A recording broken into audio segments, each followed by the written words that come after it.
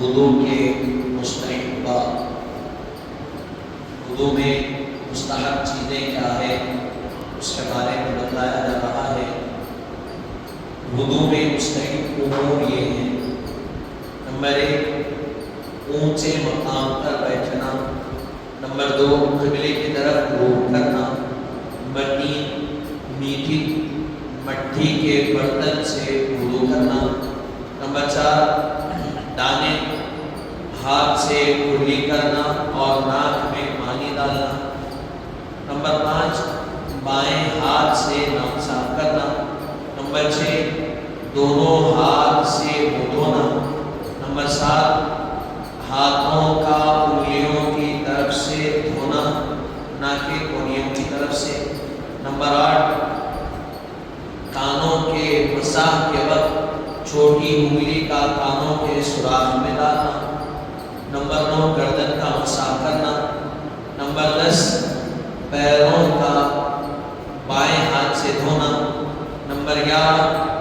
اعضاء کو دھوتے وقت ملنا، نمبر 12 دانے عضو کا بائیں عضو سے پہلے دھونا، نمبر 13 اعضاء کو حد معینہ سے زیادہ دھونا، نمبر 14 ڈھیلی انگوٹی کا حرکت دینا، نمبر 15 وضو کرتے وقت بلا ضرورت کسی سے مدد نہ لینا، بلا ضرورت کسی سے مدد نہ لینا، نمبر 16 وضو کے بچے ہوئے پانی کا کھڑے ہو کر پینا، نمبر 17 ہر عضو کے دھوتے یا مسح کرتے وقت بسم اللہ کا پڑھنا، کلمہ شہادت کا پڑھنا اور خاص دعائیں پڑھنا جو حدیث شریف میں وارد ہوئی ہیں۔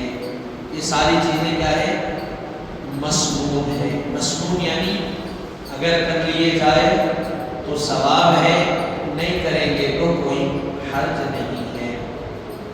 اب بتا رہے ہیں کلی کرتے وقت اللہم اعنی علی تلاوت القرآن وذکرک وشکرک وحسن عبادت، یہ دعا پڑھیں۔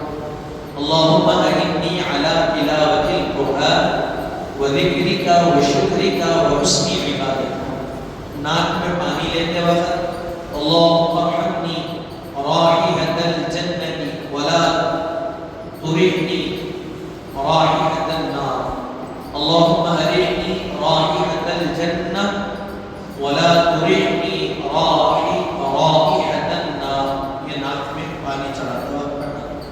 منہ دھوتے وقت کی دعا پڑھیں گے اللہم بیض وجہی یوم تبیض وجوہ وتسود وجوہ، اللہم بیض وجہی یوم تبیض وجوہ وتسود وجوہ۔ پھر اس کے بعد سیدھا ہاتھ دھوتے وقت پڑھیں گے اللہم اعطنی کتابی بیمینی وحاسبنی حسابا یسیرا، اللہم اعطنی کتابی بیمینی وحاسبنی حسابا یسیرا۔ پھر اس کے بعد بایاں ہاتھ جب دھوئیں گے لیفٹ تو جب دعا پڑھیں گے اللہم لا تعطنی کتابی بشمالی ولا من وراء ظہری، اللہم لا تعطنی کتابی بشمالی ولا من وراء ظہری۔ سر کا مسح کرتے وقت پڑھیں گے اللہم اظلنی تحت ظل عرشک یوم لا ظل الا ظل عرشک، اللہم اظلنی تحت عرشک، اللہم اظلنی تحت ظل عرشک یوم لا ظل الا ظل عرشک۔ پھر اس کے بعد کانوں کا مسح کرتے وقت دعا پڑھیں گے اللہم اجعلنی من الذین یستمعون القول فیتبعون احسن، اللہم اجعلنی من الذین یستمعون القول فیتبعون احسن۔ پھر گردن کا مسح کرتے وقت دعا یہ پڑھی جائے گی اللہم اعتق رقبنی من النار، اللہم اعتق رقبنی من النار۔ پھر دائیں یعنی سیدھا پاؤں دھوتے وقت پڑھیں گے اللہم ثبت قدمی علی صراط المستقیم یوم تنزل الاقدام، اللهم ثبت قدمی علی صراط مستقیم یوم تزل الاقدام، یوم تزل الاقدام. پھر اس کے بعد دوسرا پاؤں کے لیے پاؤں دھوتے وقت دعا پڑھیں گے اللهم اجعل ذنبی، اللهم اجعل ذنبی مغفورا وسعی مشکورا وتجارتی لن تبور. اللهم اجعل ذنبی مغفورا وسعی مشکورا وتجارتی لن تبور. یہ دعائیں پڑھی جائے گی. نیز ہر عضو کے دھل جانے کے بعد درود شریف پڑھ لینا بھی مستحب ہے. ہر عضو چہرہ دھولیے درود پڑھ لیے، ہاتھ دھولیے درود، ایسا بھی مستحب ہے. پھر اس کے بعد 18ویں چیز بتا رہے ہیں وضو کے بعد کلمہ شہادت، دعائے مغفورہ، سورہ قدر پڑھنا، اور اگر مگر کا وقت نہ ہو تو دوگانا نفل ادا کرنا جس کو تحیۃ الوضو کہتے ہیں، یہ بھی مستحب ہے. 18ویں چیز بتا رہے ہیں وضو کے ختم ہونے کے بعد کلمہ شہادت، دعا کلمہ پڑھنا، دعائے مغفورہ پڑھنا. دعائے مغفورہ کیا ہے؟ اللہم انی ظلمت نفسی ظلما کثیرا، جو دعائے مغفورہ ہے وہ پڑھنا. یا انا انزلناہ فی لیلۃ القدر، سورہ قدر پڑھنا. یہ پڑھ لیے. اگر مگر کا وقت نہ ہو، یعنی تھوڑا سا وقت باقی نہیں ہے، نماز کو بہت وقت ہے، تو 2 رکعت نفل تحیۃ الوضو کی نیت سے ادا کرنا، یہ بھی مستحب ہے. اب یہاں سے وضو کے مکروہات بتا رہے ہیں. وضو میں یہ امور مکروہ ہیں، یعنی یہ جو امور بتائے جا رہے ہیں یہ وضو کے درمیان کیا ہے؟ مکروہ ہے. نمبر 1، جو چیز وضو میں مستحب ہے ان کے خلاف کرنا. اب یہ 18 چیزیں جو وضو میں مستحب بتائی گئی، ان کے خلاف کوئی عمل ہو رہا ہے تو وہ مکروہ. نمبر 3، پانی ضرورت سے زیادہ یا کم خرچ کرنا. وضو میں مکروہ کیا ہے؟ پانی ضرورت سے زیادہ خرچ کرنا بھی مکروہ ہے، ضرورت سے کم خرچ کرنا بھی مکروہ ہے. جتنی ضرورت ہے اتنا کرنا. نمبر 3، حالت وضو میں بلا ضرورت شدید دنیا کی باتیں کرنا. حالت وضو میں بغیر کسی ضرورت شدت کے، یعنی اشد ضرورت ہے دنیا کی بات کرنا تو کر رہے ہیں تو بہتر ہے، وگرنہ وضو مکروہ ہو جائے گا. نمبر 3 بتا رہے ہیں منہ یا دوسرے اعضاء پر زور سے پانی کا مارنا. منہ پہ پانی مارنا زور سے، یا ہاتھوں پر یا پیروں پر زور سے پانی مارنے تب بھی وضو مکروہ ہو جاتا ہے. نمبر 5 بتا رہے ہیں 3 بار سے زیادہ اعضاء وضو کا دھونا. 3 بار سے زیادہ اعضاء وضو کا دھونا یہ بھی وضو میں مکروہ ہے. نمبر 6، نئے پانی سے 3 بار مسح کرنا. سر کا مسح 3 بار کر رہے ہیں اور ہر دفعہ نیا پانی لے رہے ہیں تو یہ بھی مکروہ ہے. نمبر 7، وضو کے بعد ہاتھ کا پانی جھٹکنا. وضو کے بعد ہاتھوں میں جو پانی رہتا ہے اس کو جھٹکتے رہے، یہ بھی مکروہ. نمبر 8، عورت کے بچے ہوئے پانی سے وضو کرنا. اور ایک پانی سے اور وضو کر لی بچ گیا اس سے وضو کر رہے، یہ بھی. نمبر 9، مسجد کے اندر وضو کرنا. یہ بھی کیا ہے؟ مکروہ ہے، ناپسند ہے اللہ. کیونکہ وضو سے کیا ہوتا ہے؟ انسان کے گناہ جھڑتے ہیں، صغیرہ گناہ. اللہ تعالیٰ اس کو نہیں پسند کرتا کہ بندہ اپنے گناہ جو ہے مسجد میں اللہ کے گھر میں جلائے. لیکن اگر ایسی جگہ ہے جہاں گھر قریب نہیں ہے، دور ہے، تو وضو کر رہے ہیں تو پھر اس کی شریعت اجازت بھی دیتی ہے. اب مثلا گھر سے وضو بنا کے آئے، آنے تک وضو ٹوٹ گیا، اب کیا کریں گے؟ گھر جا کر پھر وضو بنا کے آئیں گے تو کہا گیا نہیں، یہیں پر وضو کر دینا بہتر. پھر اس کے بعد نمبر 10، نجس جگہ پر وضو کرنا. کوئی ایسی جگہ ہے جو ناپاک ہے، اس جگہ پہ بیٹھ کر وضو کر رہے ہیں تو وضو مکروہ ہو جائے گا. یہ وضو کے مکروہات. اب اس کے بعد بتا رہے ہیں معذور کا وضو، یعنی وضو میں جن اعضاء کا دھونا فرض ہے، اگر ان میں درد ہو یا کسی عضو پھٹ گیا ہو یا اور کوئی مرض ہو جس کی وجہ سے اس پر پانی بہانا نقصان کرتا ہو، ایسی حالت میں ان کا دھونا ضروری نہیں ہے. کوئی عضو ہے، چہرہ ہے، ہاتھ ہے، تو کیا ہوا؟ یہ تو فرض ہے پہلے تو دھونا، درد ہے یا کٹ گیا پٹی بنی ہوئی ہے، پانی نہیں بہا سکتے، نقصان ہے، ایسی صورت میں، ایسی حالت میں ان کا دھونا ضروری نہیں ہے، عذر کی وجہ سے صرف اس پر مسح کر لینا چاہیے۔ ہاتھ کٹا ہوا ہے، اب پانی بہائیں گے تو نقصان ہے، تو کہا گیا اس پر ہاتھ کو بھگا کر مسح کر لینا عذر شریعت کے تحت جائز ہے۔ اور اگر مسح بھی نقصان کرے تو یوں ہی چھوڑ، اگر کوئی ایسی بیماری ہے مسح بھی نہیں کر سکتے، ہاتھ بھی نہیں لگا، مثال کے طور پہ ہاتھ چل جائے، ہاتھ بھی نہیں لگا سکتے، مسح کرنا ہو تو ہاتھ لگانا پڑتا، وہ لگائے تو چمڑی نکلنے تکلیف ہوگی تو کیا کرنا؟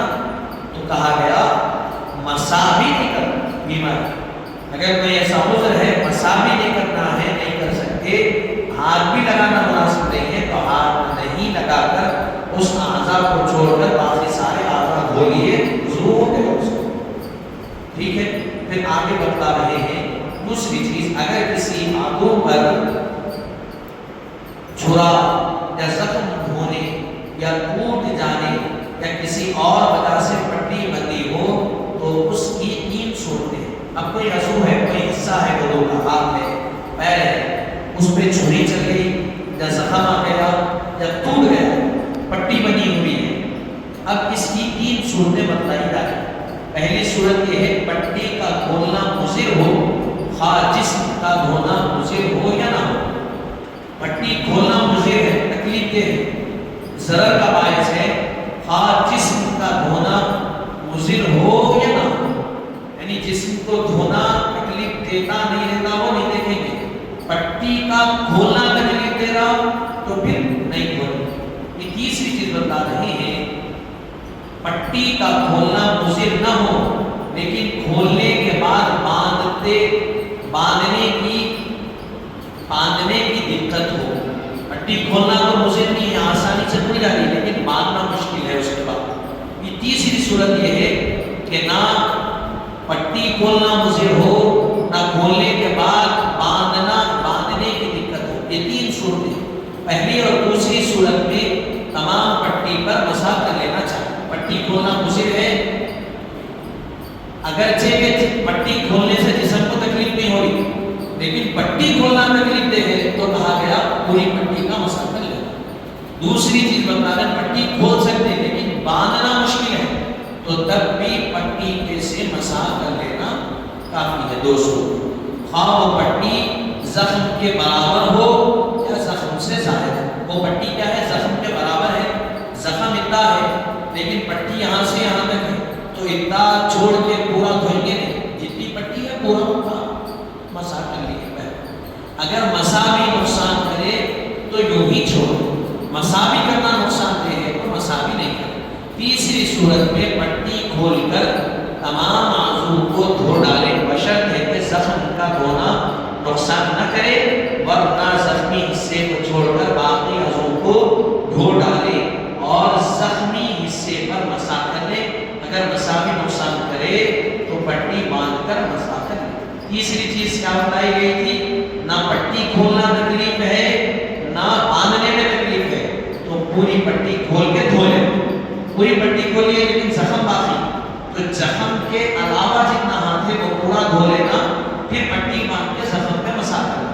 اگر ویسے ہی مسح کر سکتے کر دو، یعنی تو پٹی باندھ کے کر سکتے تو پٹی باندھ کے کرو، یعنی پٹی باندھ کر بھی مسح نہیں کر سکتے زخم کے حصے پر تو چھوڑ دو، باقی سارے حصے کو دھو لو۔ یہ ہے وضو کے معذور کا وضو بتایا۔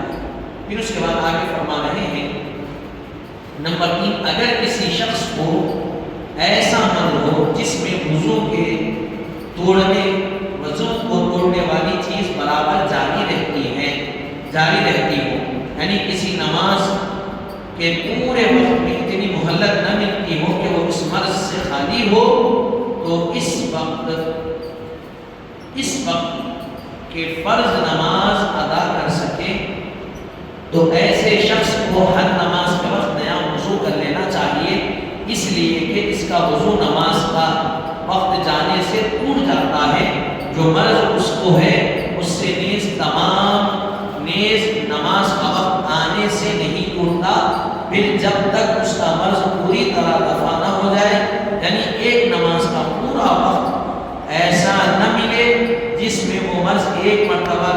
پایا گیا ہو وہ شخص معذور سمجھا جائے گا۔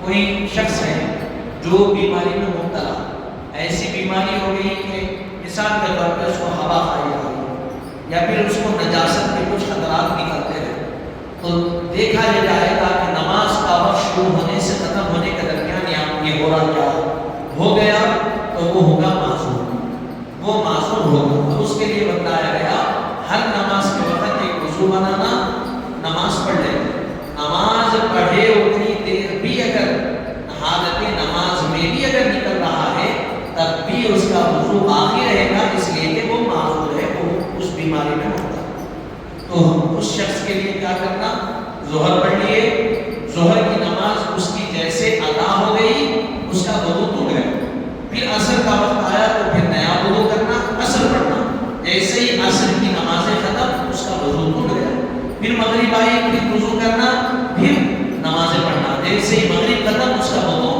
ٹوٹ گیا، بشرط ہے کہ اس کو وہ بیماری جاری ہو، یعنی ہوا نکلنا، جو بھی بیماری میں وہ مبتلا جس سے وضو ٹوٹ جاتا تو ایسی بیماری میں وہ ہے اور ہمیشہ وہ بیماری اس کے ساتھ جاری رہتی ہے، تو ایسے بندے کو ایک مرتبہ وضو کر کے پوری نمازیں ادا کر لینا، نمازیں ادا کرتے ہی وضو ختم، پھر دوسری نماز کا وقت پھر دوبارہ وہ شخص کو وضو کر لینا رہے گا۔ تو یہ ہو گئے وضو کے معذور لوگوں کا وضو اور بیماری